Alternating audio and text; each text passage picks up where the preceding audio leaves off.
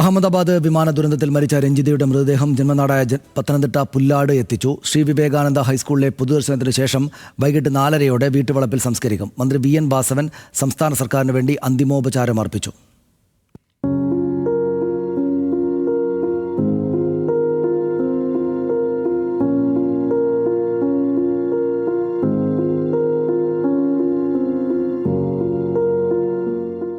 വിമാനാപകടം നടന്ന് 12ാം ദിവസമാണ് രഞ്ജിതയുടെ മൃതദേഹം നാട്ടിലെത്തിക്കുന്നത്.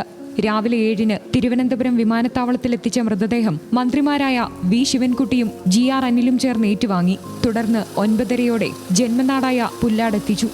രഞ്ജിതയുടെ മകൻ ഇന്ദുചൂടൻ പഠിക്കുന്ന ശ്രീ വിവേകാനന്ദ ഹൈസ്കൂളിലായിരുന്നു പൊതുദർശനത്തിന് ക്രമീകരണമൊരുക്കിയത്. അന്ത്യോപചാരമർപ്പിക്കാൻ ഒരു നാടൊന്നാകെ ഒഴുകിയെത്തി. സുഹൃത്തുക്കളും നാട്ടുകാരുമടക്കം നിരവധി ആളുകൾ രഞ്ജിതയ്ക്ക് അന്ത്യാഞ്ജലി അർപ്പിച്ചു.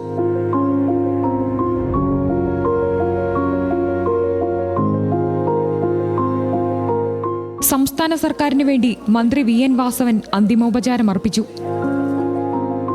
ഏറെ വേദനയോടെ ദുഃഖത്തോടെ രഞ്ജിതയ്ക്ക് എല്ലാവിധ ആദരാഞ്ജലിയും അർപ്പിക്കുന്നു. ഈ വിഷമത്തിൽ, ഈ നാടിൻ്റെ ദുഃഖത്തിൽ സംസ്ഥാന ഗവൺമെൻറ്റും പങ്കുചേരുന്നു.